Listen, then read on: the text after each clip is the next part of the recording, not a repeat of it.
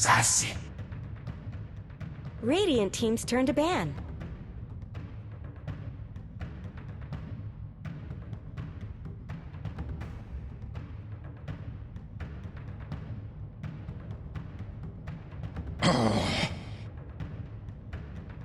Dire team's turn to ban.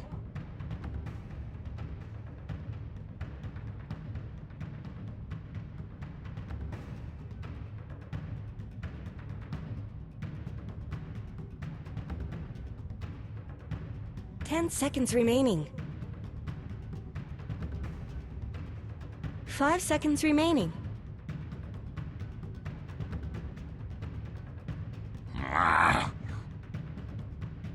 Dire team's turn to pick.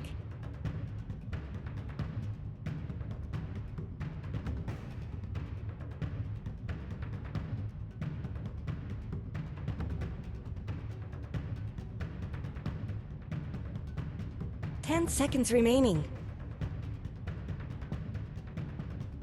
5 seconds remaining. Silencer. Radiant team's turn to pick.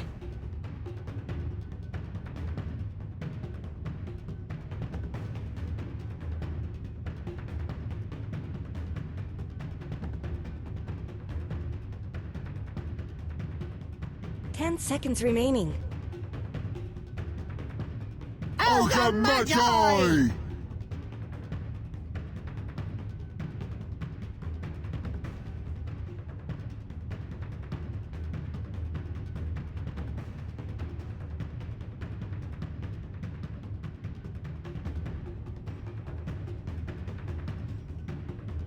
Really strong against the spell set of TNC, and then just get obliterated by just raw damage if Weaver builds himself up quickly. Alright, well, we'll see if they end up being able to do it, or if possibly the solid initiation of a Global and Chrono is going to be able to tear apart TNC. We'll hop into the game now. RRQ versus TNC.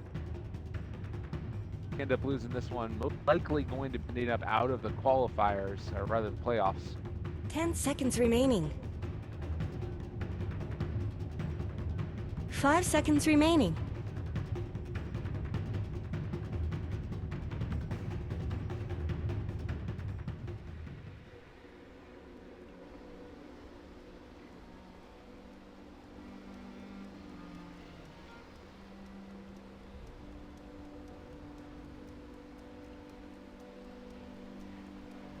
Out here, Outward Power versus Silencer.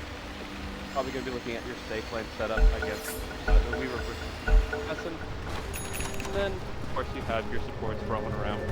I'm actually curious where the Weaver find themselves out the gate, and if they transition to the lane as Yeah. I think that we've seen Wisp be able to make like a lane that would otherwise be a little bit tough, just so hard for anybody to deal with. I like the smoke animation too. Barely tell that he's connected up there. But yeah, it feels to me as if the hero that can allow you to get more aggressive, traditionally like a Bat Rider or something, you would see them run in and make that lane all the stronger. Possibly not as good in this instance, like maybe you make your OD more able to dominate early, I don't know. What do you see the Wisp do? Is it just stacking up the jungle? And stacking is nice. You don't have the most affairs like 30 seconds to battle. But I feel like a big aspect is just going to be pretty aggressive. I feel like you can do things like Shikuchi past the target. Very punishable. OD, of course, feels greatly enhanced with the 5 ability and attack speeding. I think what Wisp does. For, early stage, it's going to be roam around with Bottle, just playing battle medic. Makes sense. Allowing his teammates to play back. The battle's starting. Hey, he's gonna free bounty rune. All right. No problem at all. It's gonna be a 3 bounty swing for Radiant. Very, very effective for them. If they can get some lock-ins, if we don't worry about that. Yeah, he's still gonna get the bottle. All the heroes that doesn't get a bounty rune, it's actually Tim's on the Wisp, and he'll just have to wait a little bit longer for that bottle to come in. Yeah, no problem there. And we do have the IO. It's been down now towards the door in the bottom lane. It is an aggro tri lane, so this is I don't know. I guess that they're gonna have to focus the IO no matter what. Like, no way you're gonna be able to bring down the Ogre in this lane with IO regen around. You think that they can burst through this little wisp though? So there's ways to look at it here. The Raven gets some damage in against it, but I'll talk about that more after this fight goes involved. This guy's heading back and forth. So first of all, Wisp is really bad in trialing. He doesn't bring enough to the table until he gets more into the levels. Would love to get some more experience, do some little like mid pulls type stuff. Doesn't get that opportunity here as he's stuck down bottom. If he's sitting. If he's on the but winning at level 1, you actually get end damage. You leave him at 100% HP so that he can't heal anybody. Which doesn't heal anybody if he's full health. The harassing Raven targeting him specifically. Then, when Wisp is level 2 and he has overcharge and can self-inflict, that's when Wisp becomes a tougher priority. He's actually exposing himself intentionally. He's like, oh, I can now tango Raven and do there's a lot of times where Wisp will straight up just stand there and get auto attack just to be able to kill their allies. Yeah, or go into the jungle maybe. There's other options for it. But still, kind of a lot of pressure here. So with that bottle, it feels like TNC, they're comfortable in this matchup, but they're going to have to react quickly to make sure they don't get down. Still no real problem with it. Gold is only level 1, but in lane, yes, battle, go back and forth, but maybe a little bit OD favoritism. He's going to actually have a whole free play here as well. So he's already ahead. He might become further ahead off the back of that. Actually, going to be time dilation coming out on the Weaver. Does not have a CC out of here. Great counter play coming out, and that's going to be the first blood. IO heads out for a second, and regen. They make it work. Very nice.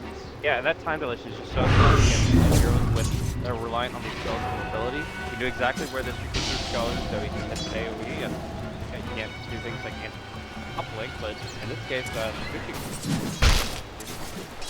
very, very effective. Yeah, me too, because you tend to see more often than not for a Void going for the bash points instead, thinking that that's going to be value, but taking this, recognizing the importance in this particular lane, pretty nicely played. He does use the haste rune to try to go for the courier snipe, but they kind of send him on his way and go ahead with the 2-man ride play, get back involved on down bottom. Meanwhile, up top, Koala and Sandage have been scooped out. It's actually good 13 and 2 Centaur, whereas this is pretty close matchup. Whereas mid, we're seeing a lot of pressure without Mike. He has less denied or CS, but I think the HP is Ooh, 6 HP, TP. God.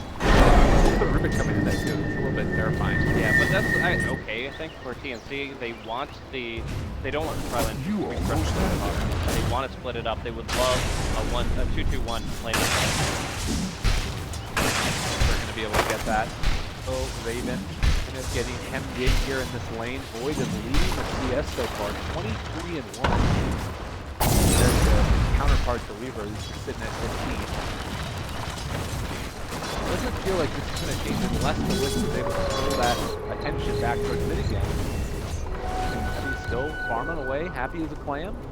Hot Tim with this nice board. Are they going to be able to get to the deny? Raven has been farm down bottom, 15 to 1 but not nearly as high as the 2. And he's also just been focusing on the combat aspect of the Raven. Trying to get involved, he'd love to get a kill, but the only target you can really go on here. Poking down Disruptor, burned all those things, but he did still only Or normally you would imagine an Ogre having a better time in a lane like this as far as being able to bully people around, but really feeling comfortable with it. Already got level 3 on it. They've just been taking pretty bad exchanges from the ridiculous disruptor. It just feels like whenever he goes forward, they don't really have anything backing it up. Wisp does so little damage without spirits, and he's still only level 2, and the Weaver just having a really great Alright, so now level 4 is up for the stage. 2 points, time off 4 down. I don't think it makes this happen on the further kinetic field. So stuff in it, but does look like they might be able to bring down Raven possibly. Not quite in range. They pull him back in, and Eden might end up falling down as well. There's so much regen coming in from this IO, and they lose 2. Huge loss for RRQ. Yeah, that would have been very risky for Raven, except for Aaron. No! No! What? Dancer gets stable, so doesn't expect Rubik to be up so quickly, but that's a level 3 hero. TNC. Respawning, teleporting, killing. I still don't, it's like, it took me like a second, I'm like, okay, well he's still here, and the Rubik's just walking up to him. Yeah. I mean, obviously, at nighttime he didn't see the Rubik, but you gotta expect something. Oh, they wanted that one. Oh boy. Yeah.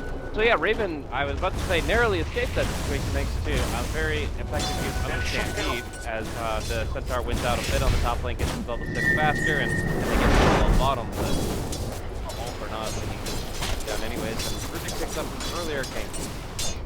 Yeah, and this is going to make the lane even more difficult to deal with for Raven. Granted, you don't even have to necessarily keep these heroes down here. You've got Tokuzard enough farm that he can make give room for the supports to start moving out themselves. It does look like that's what they're doing. They're going to pull back to the second if they wanted to. Let's drop down the kinetic field and return damage being dealt to. Oh, he might get the return. Maybe going to be able to pull Go back. for it, go for it. The kill, possibly. No, Sam H. Alive on 40 HP, and Koala a bit too afraid of that one. Rubik going to do it again. 4-man shield. Did they go back in? Ended up working out that way, though. Would have been just glorious. Good. But yeah, no. And the 4-man shield is actually really tanky. He's able to soak up all of that damage nearly. Radiant's tower has looked So, better. go and beyond that, the only one really doing well right now for TNC is Rubik. He's been having a pretty good laning phase. The 6 months to diffuse raindrops to deal harassing damage from the silencer, and very, very active down bottom. Very good. Boyd, he's only a few hundred experience right now. And Impale a little bit off the mark. They drop the global and going to be able to pull back in and kill off Vior. Could have been more if they would have hit that Impale. Yeah, but all the same, I mean, just getting a global out really quickly, it's actually one of the big benefits. Like, might be a solo kill? No, he doesn't commit for it whatsoever. I do feel like, yeah, when you have a silencer, you want to start getting back to that rolling. We talked about this a lot when we support silencers, but more so with swords. Dire's top tower is It's under a huge attack. aspect of the hero. The ultimate, if you want to extend it to win fights, win exchanges over and over again. Very pertinent that he was able to drop it at this early stage of the game where he's able to net and kill on the bottom. They're going to actually end up the Impale hits, one more hit. Tokuzard taking that one up. Almost has his Hump of the Dominator now. Take a look at his farm. He's definitely top of the mark. And Centaur is right there with him, but I feel like this is a good place to be in. Oh, the turnaround! Koala misses the Impale, but he still can make something of this, I do believe. Stampede away. Look at it. Really nice decision there.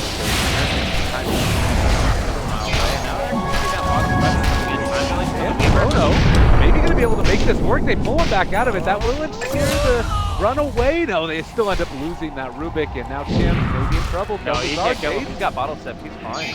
Can't quite get there. Needed a bash. Now the TP away. Be able to make it. Yeah, so that's really unfortunate. Just a little bit too much damage coming in on Rubik. Again, he has 1 armor right now, and Lightstone is enough to make a level 1 swarm, but it did its job. Yeah. Somebody better help And the fight is confused so many times with these small fights.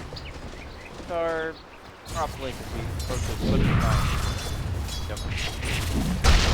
Seeing that so much against the Centaur is kind of a little answer in general to the hero. I don't know if it's something we're going to see more often than not, but yeah, cool. Taking more points than that as opposed to the mana burn as well. Yeah, I think the fact that you want to master will obviously double it relatively short 5 seconds. So you don't want to always, like, as soon as you get your character, you don't want to think about the in general, getting the extra stun duration against OD is always good. Here you definitely need to fight. Vic, in the meantime, will be soaking up experience, almost at his level 6, but right now is towards mid where they have a Vendetta, ready to go on to Cuckoo. They're going to pull him back into this one now. Drop static. Better go for relocate. All four. Maybe a little bit of a problem though. They dropped the global. Yabby is maybe gonna fall. Able to walk away from this, so they don't have to take it. He ends up getting out with the bottle regeneration. Eden still low himself. Are they gonna be able to find this kill onto the Weaver? Time lapses back the other direction. Might find the inhale, but nonetheless, they take out the OD. Yeah, I mean, obviously this was there. The improvement will be delayed. End up in that tough spot. They make the call to try to make the most of it. Push the relocate play in the middle, and it still doesn't come. Like global silence, very effective at shutting down the King. So they end up getting that fight in this play, and then of course taking down the bottom. Who also has some here. Nice pickup for him. Also look like across the map, like the vision that you've been able to get for RRQ, it's very defensive. There's one ward that's over here by the tier 1 tower, but it's still helping them out a good deal. And the ward vision from TNC don't quite get the D ward here, as actually up on this high ground instead. I mean, I think we've been in laning phase for a very long time. No tier 1s being pressured too heavily. Nyx has rotated a bit, and obviously the Wisp action has been pretty effective, but for the most part, the laning configuration has been very static. Now there are picks coming out here, Sentry Observer in a position where they coming in. Now they can set up for it or just play back. I don't want to probably overextend. We'll spot out Reor. He uses the Shrine. They should try and go for Sam H up in the top lane. Kill off the Ogre. They end up going for the Astral to save his life, but everybody's out of there for the moment. He's now coming in. They do go up high ground.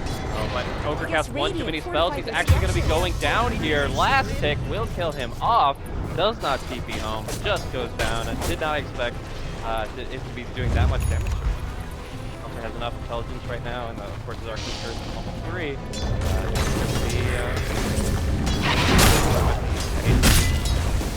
They got Chrome.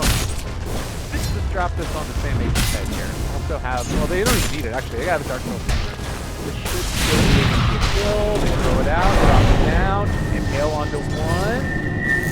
Two.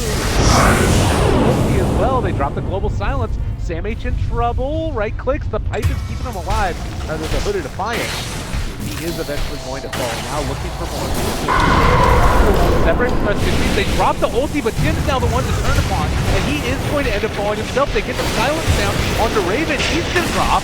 Cuckoo left completely alone now, and trying to see him take down Sophie's Art. It's not going to happen. 4 dead for TNC, and RRQ has been all over him. They are not even going to get the kill on a Yabby. I can't believe that. One more right left. Oh, give him an hit. He's just going to take the hit as well. Why not? Of course. Powers it. Now up to 8 himself. But that was just brilliant execution from RRQ. Knew exactly what they were capable of in this situation. Getting the 2-man chrono, allowing them to kind of deal with the OD on the side, and then the static from health that they really needed to make sure that time lapse didn't come through. The Raven drops so quick. Weaver, this far behind, is going to be in a really tough spot to carry the team. The OD is going to be breaking towers. He's going to be in trouble with play, so I really do feel like TNC were relying on getting more out of this early game, and now they're actually in a really tough spot. Again, just for context, everybody, this is the game where if you lose this team, you still have to place option faithless, and you're right on the brink of being knocked out of the playoffs. I don't know, they have to pull something together here. What does it need to look like? What's the big... You talked about Weaver getting more farm. Is it also maybe just like the Blink Dagger for Centaur that gives them the space to farm? I mean, they're looking for opportunities, right? You saw Ogre kind of like, it seemed like he was randomly running through the entire jungle, but it was because he's trying to set up a relocate play. He's like, okay, one Ignite Fire Blast, and then that's a relocate kill. But, you know, at that point in time, they had to do Zephyr, and And they need to find another play like that out. Guard on top of them, dropped below, able to, was caught in the imprisonment, tried to go for the TNC, was, no, they're caught now. The damage from the was just enough to make sure that he would hold off and there would be a potential to jump out. And now it's a disruptor that gets picked up in the way. Okay, this is a way to pull it back in. He's gonna drop. I was wondering if maybe he could have gotten out of there from time off. It looked like he went for the sort of double muscle flex for the chronosphere. I thought he actually just died instantly. I'll have to double check. Not when he came out of the Astro, before he went into the Astro. Alright.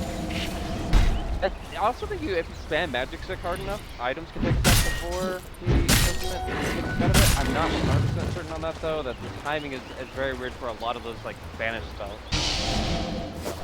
It's a very common one that survived by using it. Either way, I don't know if Magic Stick would have been the game changer here. It's just TNC bringing back the close score a little bit, and they need to really focus on taking advantage of their. They have Kuchi, relocate, Stampede,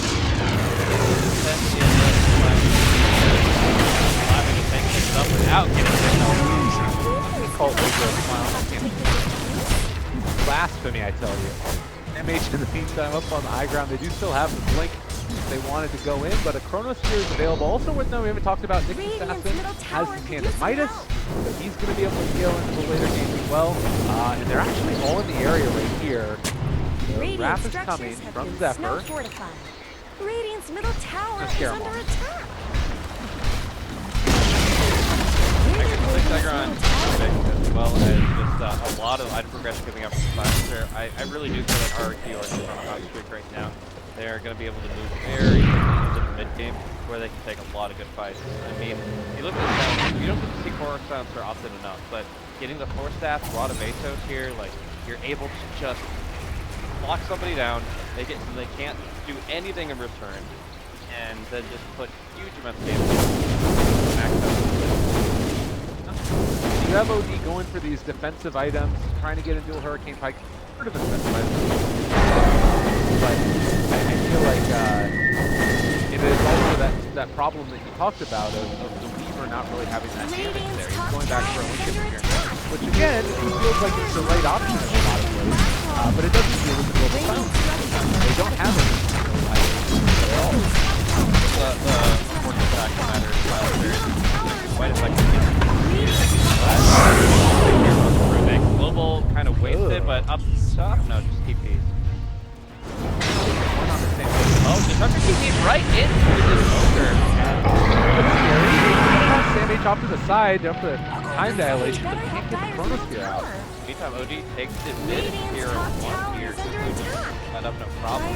Fortification or not. Raven even goes up to the lines here. Not afraid of anything now that the coming, but already they kind of just take what they want to do. And this is sort of the big thing about RRQ. Again, a team that maybe a little bit less disciplined without that international experience that you get from the TNC team. Now one of the couple of different lands. Would have been a nice one to pick up, but can't quite get there. Oh, they have a glimpse. They can get They are going to bring down Sims almost. Yeah, he does die to the last word at the end, but OD gets out. They're actually trying to grab the tower, but RRQ are able to very quickly that's that direct zone. No power gold going his way at the moment, as it's denied by Silencer half of it. And from there, progression towards the next set of items. I do feel like Weaver doesn't want Dragonlance, he needs some kind of purge, probably BKB. That makes sense. But beyond that, you definitely need the Ag. He probably goes for some. On top of all the Static Storm, though. Nice. Well, a little bit off the mark, but they weren't able to get them fully in the kinetic field. But it saved Wall in there. Absolutely. They could not. Now they can fight on their team. Spears there, and they actually end up walking into it for OD as well. Can they bring down Raven and Astral and save? he is going to fall. Now maybe in some more trouble. Yabby trying to get out of there. Force pass still on cooldown for quite some time. The rest of the team is going to be wrapped around to the other side. We go up to the high ground. Nobody is there to help him out.